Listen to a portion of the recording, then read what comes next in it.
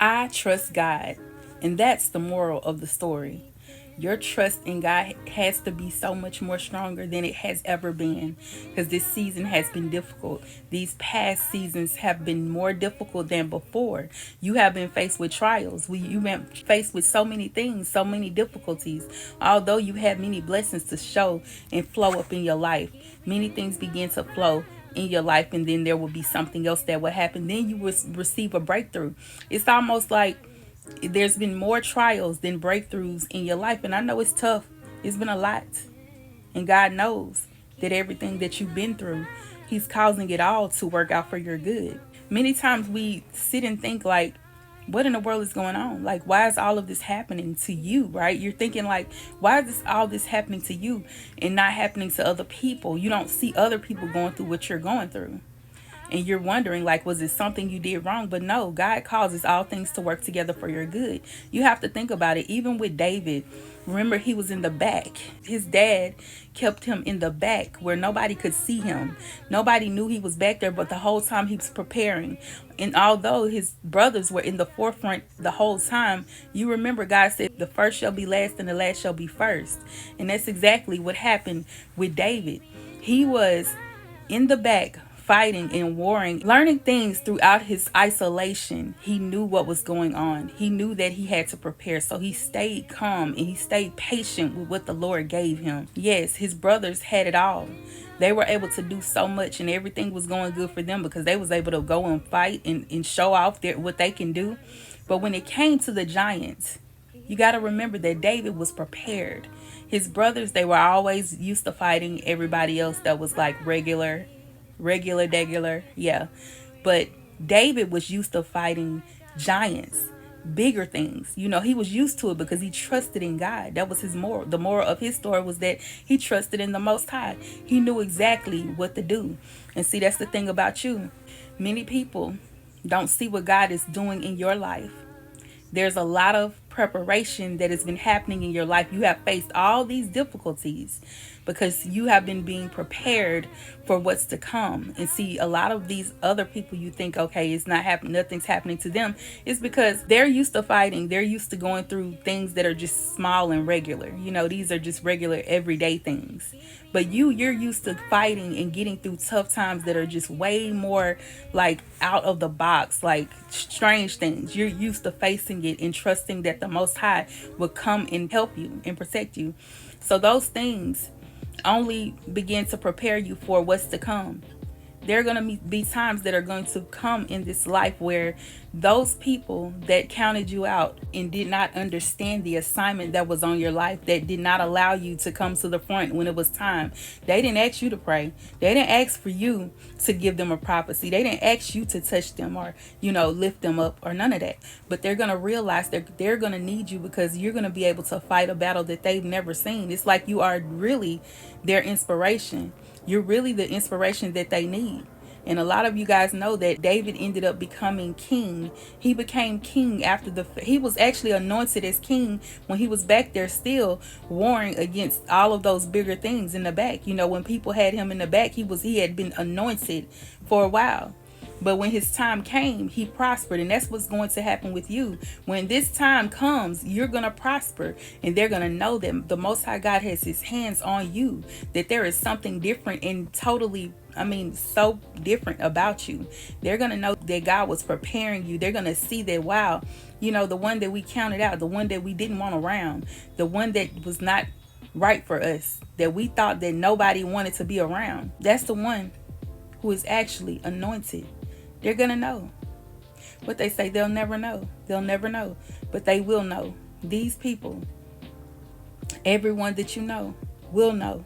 Because God is going to show them that they should have chose to believe you when you told them that you were the one to break the generational curses. That you were going to be the one to be anointed and appointed to do such things that the Most High has called you to do. They're going to know. They're going to know. He's going to make sure he shows them that it's you. Just like with David when he was with King Saul. Remember that.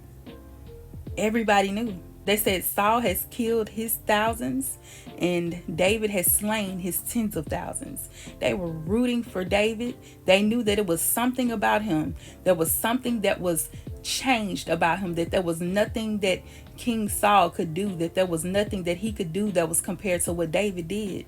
They saw it, they knew, and that's exactly what's going to happen with you. They're going to know that you were called and appointed. Even when difficult times came through, they're going to say, wow, they handled that like a chump. And that's what you did, because you handled so many things in your life unlike other people. They look at you and say, I don't know how they still up. I don't know how they're still making it. How are they still getting through this? How are they still smiling? Because the Lord anointed you for this. So every difficult challenge that you've been through, every shift that took place while you were in your low place, when you lost people, when they walked away from you, it was all for your good. It's all for the glory of God. And it was meant to happen to show them that you are a true soldier, that you are truly a chosen one. You were chosen to do this. Because if you weren't chosen, you would have been gave up. They know it. Those people are going to be in so much awe that the Most High God has changed your life, that He has brought you up out of everything, and you still shining. You still looking good. See, the trick of the enemy is to get you to stop trusting in God when you see these things happening. It's almost as if he wants you to think that you're not to go through anything, but there's always something that's going to happen, whether it's for the good or for the bad people. Everything is going to happen in its timing.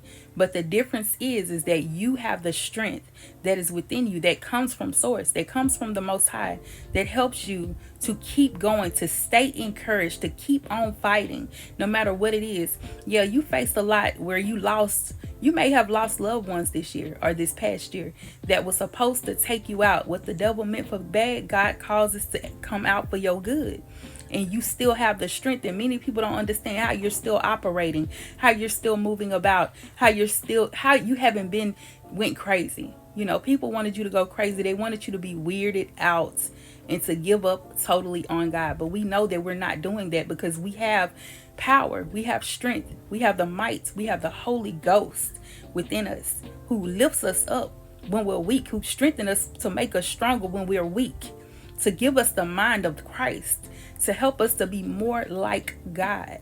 Do you hear me? When the Holy Spirit sets in, it's something different. Something shifts and something takes place. And we don't even know where we get the strength from. Sometimes, even looking back, you think like, how in the world did I get through that? They are looking at it too the same way. Like, how did this happen? A lot of people are shocked because you are still moving around. You're still going as though nothing happened. They don't see the things that you went through. They don't see how you're getting through this. They don't see how things are shifting for you. They don't know what's underneath, because they're not believing that you're anointed. They're not believing that. Remember when Samuel went to David's father, he said, look, it looks like these men here may be the ones that are supposed to be king. They look like. See, it's not always what it looks like. It don't look like it. God causes the ones that don't look like it to be the ones that He calls. It's going to be the ones that are a peculiar people.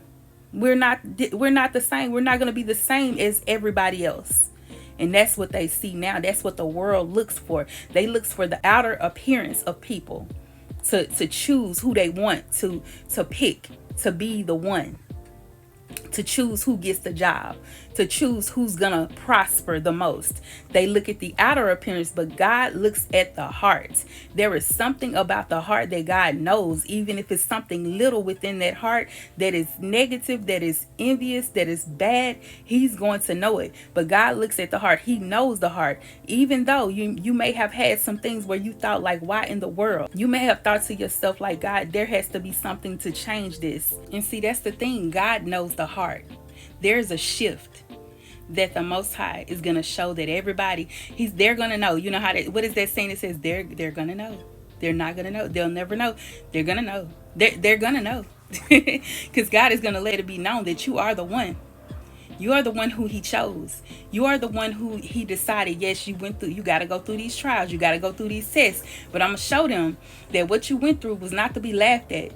You were not to be messed with. You were not to be talked about, because He says, touch not my anointed and do my prophets no harm. When they put their mouth on you, it's the same thing as touching you. You weren't the one to be touched, because He the one that chose you to go through this. You weren't the one that they were supposed to count out, but it happened. But you see, at the end of the day, like I said, with David, he became king, and he was the one that everybody knew was going to be greater. Even though he was counted out, his brothers were afraid. See, a lot of people are starting to, when they face the trials that you go through, they're starting to run. They're afraid. They don't know what to do. But you, on the other hand, you know who to turn to. You know where your help comes from. You know that your help comes from the Lord. And when you do it like that, baby, you shifting some things. You moving some things around. And it makes people look at you like, wow. And that's what they're going to know. God is going to make sure he lets them know that you really trust in God. And that's the moral of the story. That you trust in him and he is almighty in your life. And they're going to have to look and learn. They're going to have to watch you and learn. Just like how with David, his brothers, I'm pretty sure they saw him slaying that giant. They saw him and they was watching and learning. Even though they might not have wanted to learn, they was watching and learning. Saul, he was watching and learning too. Although he was after David, he watched and learned.